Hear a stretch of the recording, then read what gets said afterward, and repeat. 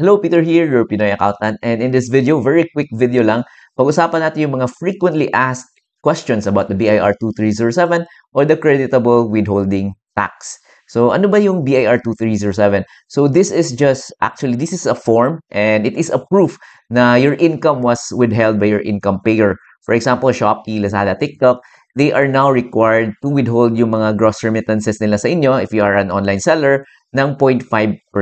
So, yung withhold nila na amount, that kailangan nilang magbigay ng 2307 so that you can use that as deduction sa inyong mga income tax due sa inyong income tax return. So again, usually yung mga expanded withholding tax ito, so ginagamit lang ito dun sa ating income tax return. It could be sa inyong 1701Q, the quarterly, or the annual income tax return. So hindi siya ginagamit dun sa ating quarterly na percentage tax returns. So magkaiba yon. So there are 2307 din na pwede natin gamitin sa percentage tax, quarterly percentage tax natin. And those are if yung mga customers natin ay yung mga government agencies, mga GOCCs.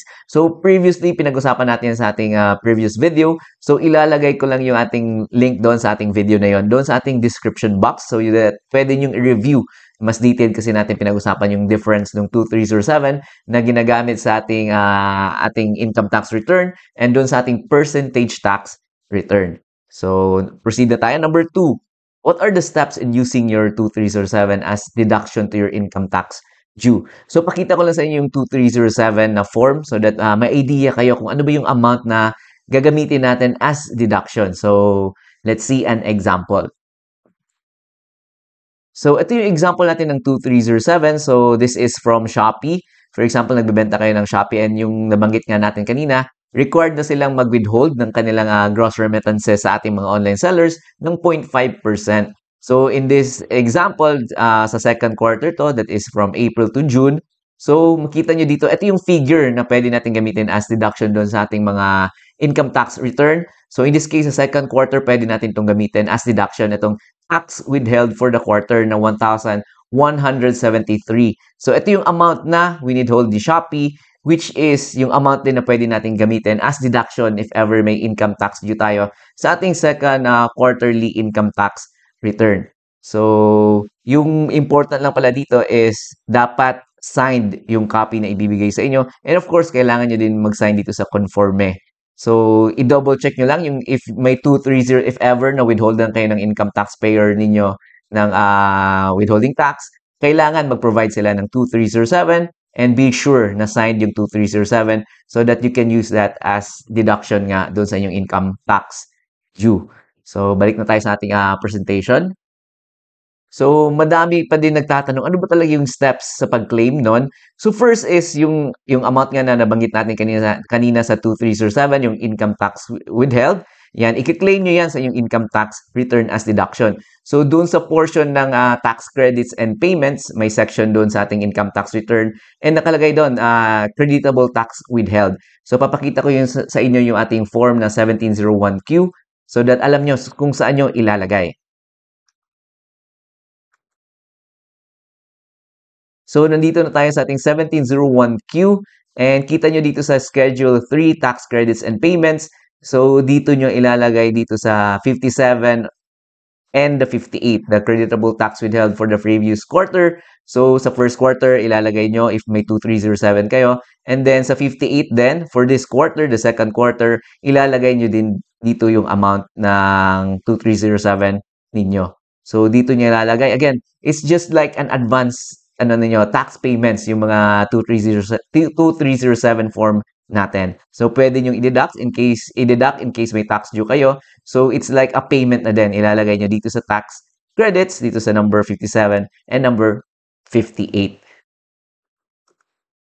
So, after nyong ilagay doon yung figure or yung amount ng income tax withheld, so, may steps pa tayo. Ito yung mostly yung nakakalimutan ng ating mga taxpayers is kailangan pa natin may additional steps pa tayo, additional na kailangan gawin so that magiging valid yung claim natin na 2307. So yung kailangan natin gawin is kailangan natin i-input yung 2307 details sa ating AlphaList data entry So, kailangan nyo mag-download niyan, Alpha List Data Entry and Validation. So, may complete video tayo na guide yan kung paano nyo i-input yung mga details and paano nyo ma-generate yung data file ninyo.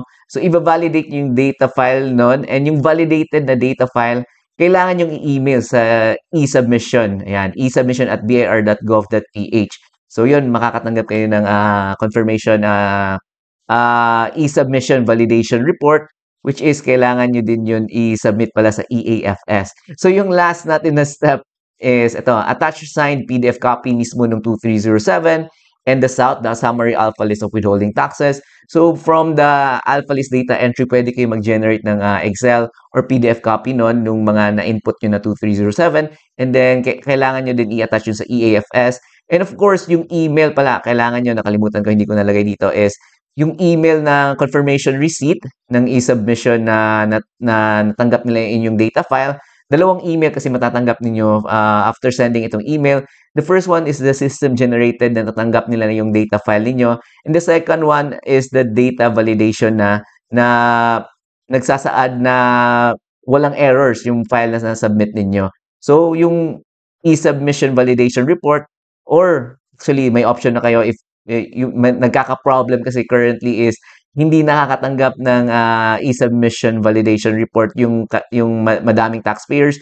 So yung suggestion niya ng BIR is yung kahit yung first email na lang na system generated yung ating i-attach sa ating EAFS.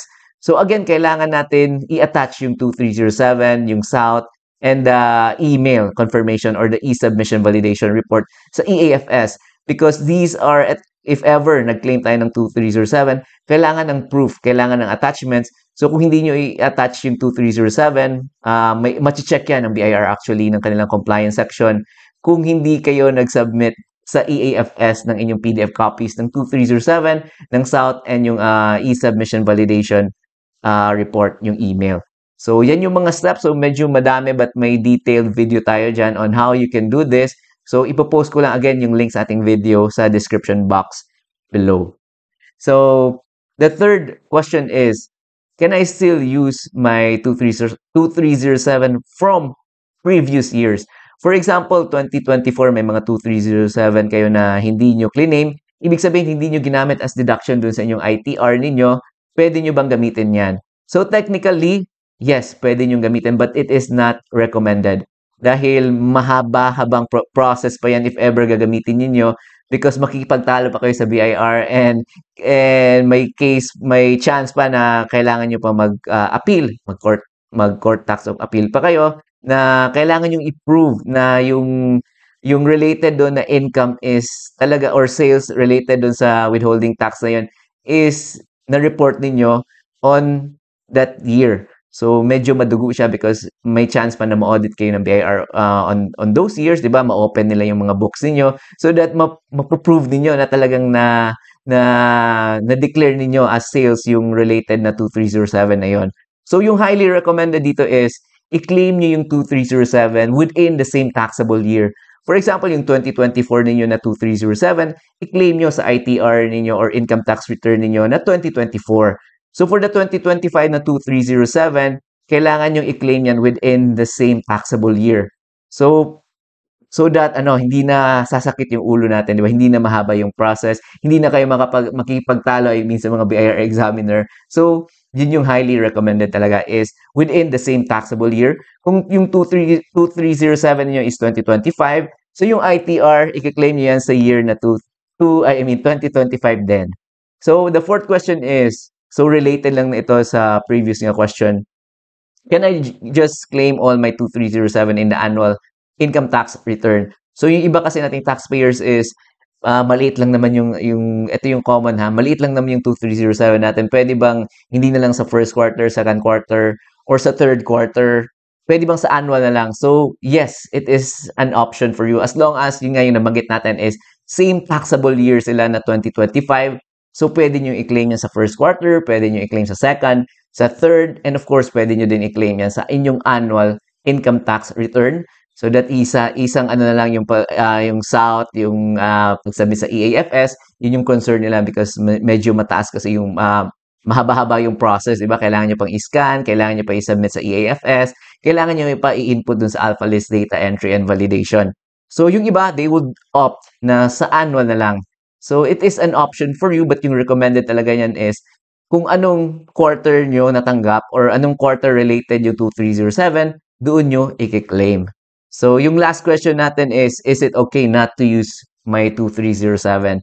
So, again, yung concern ng many of the taxpayers is yung 2307 nila is maliit lang yung amount, like 2 pesos, yung iba 50 pesos, ganun. Pwede bang hindi nila i-claim daw kasi yun nga, medyo mahaba-haba nga yung process nun, kailangan pa ng yung nabanggit natin ng mga steps, kailangan pa ng EAFS, lahat pa yung kailangan pa gawin. So, the answer is yes, it is an option for you. But again, yung nabanggit nga natin kanina, if hindi nyo ginamit on the same taxable year, medyo madugo yan. So, kung next year nyo lang gagamitin, hindi siya recommended. So again, within the same taxable year, yun lang yung key dito is if within the same taxable year, wala tayong problem dyan. But hindi nyo na pwedeng gamitin sa next or the following years.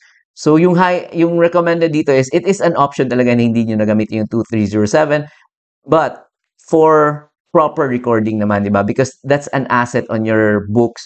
So paano nyo ba siya i-record kung hindi nyo gagamitin?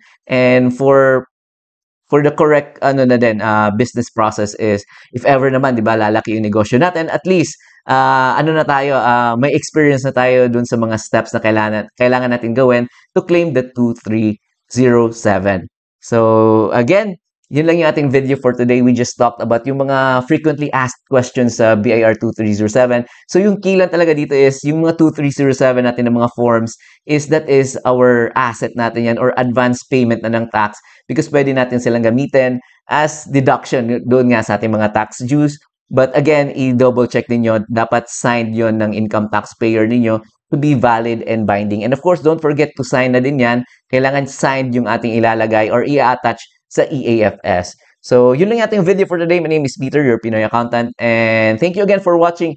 If may mga tanong pa kayo about 2307 or other videos natin, comment lang kayo down below. And of course, don't forget to subscribe to our YouTube channel, Pinoy Accountant. And yung website din natin is still up and running, www.pinoyaccountant.com. Visit our website if you have time. Free lang yun to make your account. And in the future, gagawin pa natin yun ng other mga free online courses. So again, thank you very much, and I'll see you in our next videos.